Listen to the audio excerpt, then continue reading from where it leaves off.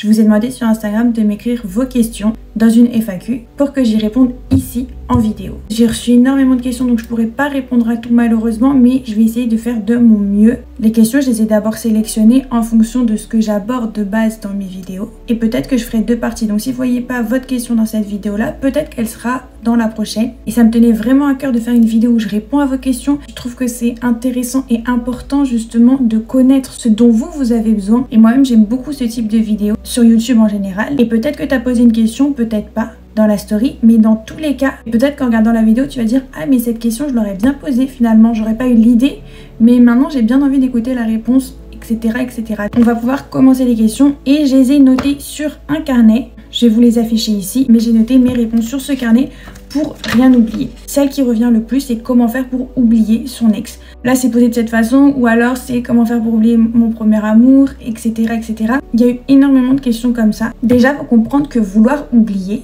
c'est y penser tous les jours. Donc je dirais que la bonne démarche, c'est pas d'essayer d'oublier quelqu'un, parce que déjà tu n'es pas amnésique, tu ne vas pas complètement l'oublier. Tu penses vouloir l'oublier, mais en vérité tu veux autre chose. Ce que tu veux vraiment en me posant cette question, c'est être en paix avec cette relation. Du moment que tu es en paix avec quelque chose, tu deviens comme indifférent à cette chose. Donc tu n'as pas la volonté de l'effacer de ta mémoire vu que tu es en paix avec. Et c'est maintenant ça l'objectif que toutes les personnes qui disent vouloir oublier leur ex devraient avoir. Et je pense que c'est aussi en ayant ce dialogue-là mental de se dire je veux pas oublier quelqu'un parce que ça fonctionnera pas. Mais plutôt je veux être en paix avec ce que j'ai vécu avec cette personne. Je veux être en paix avec cette personne dans mon cœur. Si vous arrivez à faire ce switch-là, vous allez petit à petit laisser derrière vous plein de ressentiments, plein de choses. Et vous allez progressivement devenir indifférent à cette personne. Et donc, vous y penserez plus tous les jours. Et ça vous laissera faire de la place pour autre chose. Et ça aussi, c'est important, le fait d'aller de l'avant, de vouloir faire de la place pour autre chose. Maintenant, la question de Sibylline, comment savoir si c'est le bon? Ça, c'est en fonction de chacun. Donc déjà, pour savoir si c'est le bon ou la bonne, d'ailleurs, c'est se poser la question de qu'est-ce que moi je veux? Qu'est-ce qui fait que je me sens aimée? Qu'est-ce qui fait que j'aime? Après, j'ai quand même noté des petits trucs. Là, c'est un petit peu la base. Donc déjà, que la personne soit à l'écoute, dans la compréhension, que vous puissiez communiquer, qu'il y ait de la confiance, mais pas que est-ce qu'il va aller voir ailleurs ou non. Oui, là-dessus, il faut pouvoir avoir confiance en cette personne, mais aussi confiance en ses intentions, confiance en ce qu'il te dit, confiance en son amour. Parce que la confiance, c'est ce qui est opposé à la peur. Et la peur, c'est ce qui rend stressé, pas bien, ce qui peut des fois donner des maladies, etc. Et ça, c'est juste ce qu'il faut fuir pour ton futur. Pas la peur. La peur, elle peut affecter ta santé mentale. Alors que la confiance, elle te garde dans la paix. Et ça, c'est ce qu'on a vraiment besoin dans une relation amoureuse. Il faut que cette personne, elle te respecte. Te respecter, ça veut dire respecter ton temps, ton honneur. Mais aussi respecter quand tu dis non. Et ce qui découle de ces trois piliers, c'est la bienveillance, c'est l'amour, c'est le fait qu'ils te fassent des compliments, etc. Qu'ils veulent te voir évoluer, grandir. Là, ce que j'ai dit, c'est général. Par exemple, moi, j'ai mes critères avec mon copain. Ce qui est important, si tu es une personne croyante, c'est est-ce que cette personne, elle partage ta foi? Ça va être l'élément principal. Une relation où vous essayez chacun mutuellement de mettre Dieu au centre, c'est une relation qui peut vraiment être fortifiée et ça se fait à deux. Mais est-ce que cette personne a envie de ça comme toi? Une autre question, pourquoi dès qu'on montre notre intérêt dès le premier message pour une fille, elle fuit? Je vais apporter comme deux réponses à cette question. Déjà, le premier point que j'avais noté, c'est que ça dépend. Si c'est que du virtuel, ça peut se comprendre parce qu'il y a de la méfiance et qu'en général, l'intérêt, il vient en connaissant une personne, pas juste à son profil sur les réseaux sociaux. Mais mettons ça de côté, imaginons qu'on montre de l'intérêt à une personne, de façon raisonnée, hein, et que ça la fait fuir. N'ayez pas peur de ça, que vous soyez une fille ou un garçon. N'ayez pas peur de montrer votre intérêt. Ne jouez surtout pas à des jeux pour essayer de convaincre l'autre, pour essayer de le séduire. Non. En fait, il faut savoir ce qu'on veut. Moi, c'est ce que j'ai toujours fait dans ma relation passée ou dans ma relation actuelle. J'ai toujours été claire sur ce que je voulais. Ne faites pas comme si vous ne vouliez pas de sérieux parce que cette personne, vous pensez qu'elle ne veut pas de sérieux. Non, si vous avez des objectifs dans la vie à deux, à savoir vous marier, etc., exprimez-le. Et n'ayez pas peur d'être clair avec cette personne, même si vous êtes en train d'apprendre à la connaître. Et si elle fuit, c'est un cadeau, c'est tant mieux.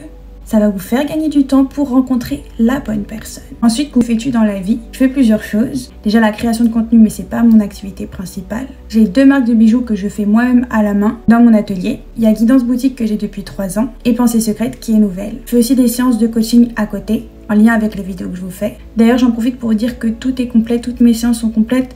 Vu que je fais des séances individuelles, ça demande beaucoup de temps et je prends plus en ce moment de nouvelles personnes. Mais vous pouvez quand même m'écrire en privé et je vous mets sur la liste d'attente. Ensuite, comment savoir si on aime quelqu'un? Je vais être plutôt rapide sur cette question et je vais en poser une autre. Pose-toi la question de qu'est-ce qui te fait le plus peur? Est-ce que ta plus grande peur, c'est de blesser cette personne? Ou est-ce que ta plus grande peur, c'est de perdre cette personne? Il y en a forcément une qui te fait plus peur que l'autre. Quand la plus grande peur de quelqu'un, c'est de vous blesser, c'est quand il vous aime vraiment. Que quand la plus grande peur de quelqu'un d'autre, c'est de vous perdre, c'est qu'il aime la façon dont vous l'aimez. Et le vrai amour, il se mesure comme ça. Est-ce que je veux le meilleur pour cette personne? Ou je veux juste le contrôler et le garder vers moi? Mesurer l'amour qu'on a pour quelqu'un, c'est pas est-ce que je suis jalouse ou pas? Est-ce qu'aujourd'hui j'ai envie de le voir ou pas? Non, c'est beaucoup plus profond que ça. Ensuite, je fais des genres d'obsessions quand j'aime quelqu'un et ça peut durer des années. Déjà, il faut toujours garder en tête que l'obsession n'est pas de l'amour. Que l'obsession, elle provient pas de l'autre, mais de soi. Et votre mission à vous, ça va pas être de faire en sorte que cette personne vous aime en retour, comme vous avez cru que ça l'était. Non, votre mission à vous, elle est de comprendre pourquoi cette personne déclenche ses obsessions chez moi. Et souvent, d'ailleurs, j'en ai déjà fait des vidéos. Quand on bloque sur quelqu'un, qu'on est obsédé par quelqu'un, c'est qu'il a comme quelque chose en lui ou en elle que nous, on n'a pas, que nous, on pense ne pas avoir. Ça peut être le fait de se sentir complet, quelqu'un qui a un haut poste de travail, peu importe. C'est comme s'il représente quelque chose pour vous que vous pensez pas avoir. Et vous pensez qu'en vous rapprochant de cette personne, vous l'aurez, alors que non. Ou bien cette personne, elle vient réveiller quelque chose du passé que vous avez pas réglé. Et que vous pensez inconsciemment qu'en gagnant l'amour de cette personne, ce sera votre façon à vous de régler cette blessure du passé. Mais ça marche pas comme ça non plus. Le premier pas, c'est de comprendre que l'obsession, elle vient de nous et pas de l'autre. C'est un premier signe pour se dire « Ok, et si je retournais en moi-même? Et si j'essayais de me comprendre ?» Ensuite, est-ce qu'à 14-15 ans, on peut avoir des relations amoureuses? Je suis pas vos parents pour vous dire de faire ci ou de faire ça. Mais dans mon cas personnel, je vous conseille juste pas du tout d'avoir des relations amoureuses à 14-15 ans. Vous êtes beaucoup trop jeune. Et c'est un âge où on se construit énormément. Il y a tellement d'autres choses à voir. Peut-être davantage explorer les relations amicales. Une relation amoureuse, ça peut vraiment affecter notre façon de penser et notre façon de grandir et d'évoluer. Et je trouve que l'enfance, 14-15 ans, on est beaucoup trop malléable pour être épanoui dans une relation amoureuse. Alors ça existe, mais en tout cas, moi je vous conseille vraiment de prendre le temps de l'enfance pour être enfant, prendre le temps de l'adolescence pour être adolescent et de grandir petit à petit. Vous aurez tellement le temps après. Moi pour ma part, j'ai attendu presque d'avoir 20 ans pour avoir ma première relation, mon premier copain. Et avec le recul, je me dis mais heureusement que ça s'est passé comme ça, parce que j'ai pu bien évoluer avant, bien me sentir bien avec moi-même avant. Et même si on continue d'évoluer après, c'est important de construire sa propre identité. Ensuite, comment tu as appris à avoir confiance en toi sans te juger? J'ai fait une vidéo YouTube justement sur la confiance en soi, donc je te laisse aller la regarder et je vous laisse tous aller la regarder. J'ai aussi fait une vidéo de méditation pour vous aider justement dans la confiance en vous. Salut, je t'aime trop, je voulais connaître ta religion. Déjà, merci beaucoup et je suis chrétienne. Ensuite, comment faire pour revenir vers Dieu quand ça fait longtemps que tu délaisses ta foi? Je ne suis pas une experte dedans, il y a, je pense, des personnes beaucoup plus qualifiées qui peuvent vous enseigner. Il faut savoir que ça m'arrive aussi, des moments de baisse de foi. Et dans ces moments-là, il ne faut pas se culpabiliser au point de se dire c'est trop tard ou mon Dieu va pas m'aimer. Non, il a un amour qui dépasse le nôtre, donc il nous aimera dans tous les cas. Maintenant, c'est revenir vers lui, comment on fait? Culpabiliser de trop, ça ne viendra pas de Dieu, ça viendra de l'ennemi. Ça va te garder éloigné. Dans ces moments-là, il faut comme redoubler d'efforts. Il faut se dire que le dimanche à l'église, visiblement, c'est pas suffisant. Il en faut encore plus. Ça veut dire s'édifier, s'enseigner, essayer de ressentir Dieu, pas que le dimanche, mais le lundi, le mardi, le mercredi, le jeudi, le vendredi, le samedi, tout le temps. Aujourd'hui, il y a plein de ressources sur Internet, sur YouTube, de partout. Au lieu d'écouter de la musique mondaine qui vont pas forcément t'édifier, écouter de la musique chrétienne, ça va beaucoup plus t'aider au quotidien. Ça va comme garder tes énergies hautes. Au-delà de ça, dans les moments de baisse de foi, n'oubliez surtout pas que la prière, c'est votre super pouvoir. Pas que dans les moments de baisse de foi, dans tout le temps. La prière, c'est ce qui fait tout. Aussi, petit tip, je vous conseille d'écrire. D'écrire sur votre relation avec Dieu. Les choses pour lesquelles vous êtes reconnaissant, les choses que vous voudriez en plus, les choses que vous avez envie d'accomplir pour votre Seigneur. Tout. Écrivez pour entretenir cette relation avec Dieu. Peut-être que j'aborderai plus des sujets comme ça sur cette chaîne YouTube, je sais pas encore. Ensuite, quand plus rien ne va, quelle est la phrase qui te permet d'aller mieux? J'ai beaucoup aimé cette question. La phrase qui moi m'a beaucoup aidée, c'est « à chaque jour suffit sa peine ». C'est une phrase qui est dans la Bible. Et c'est un jour où j'allais pas du tout bien. J'étais avec une copine que j'aime énormément. Et elle m'a dit cette phrase, elle m'a dit « Romane, souviens-toi, à chaque jour suffit sa peine ». Elle n'était même pas de confession chrétienne, mais d'une autre confession. Et je pense vraiment, peu importe notre religion, c'est une phrase qui veut tout dire. C'est aujourd'hui, tu as ta peine d'aujourd'hui, mais demain, ce sera peut-être une autre, ou peut-être que ce sera passé. Et peut-être des fois, juste remettez votre confiance en Dieu, remettez votre confiance en la vie si vous n'êtes pas croyant. Et voyez comme il peut y avoir des miracles, comme ce qui vous inquiète aujourd'hui peut ne plus du tout vous inquiéter demain, ou dans une semaine, ou dans un mois. Et on a tendance des fois à anticiper, à se faire du souci, à se faire de l'inquiétude. Et c'est très commun dans nos sociétés. Et moi-même, je suis de base, je suis beaucoup comme ça.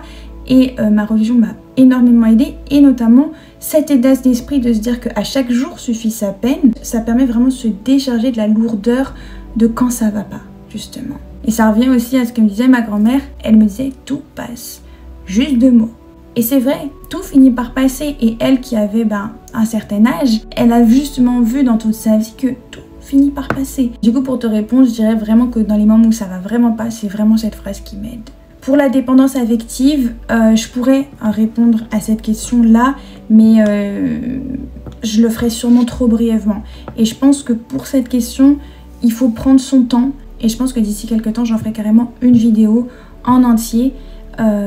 Pour que vraiment vous puissiez avancer. Et je pense aussi que j'en ferai également une méditation guidée pour que ça vienne s'ancrer vraiment en vous et que vous puissiez voir vraiment un avant-après. C'est la fin de la vidéo, n'hésitez pas à mettre un like si vous avez aimé, à commenter, vous êtes tous autant légitimes à répondre que moi.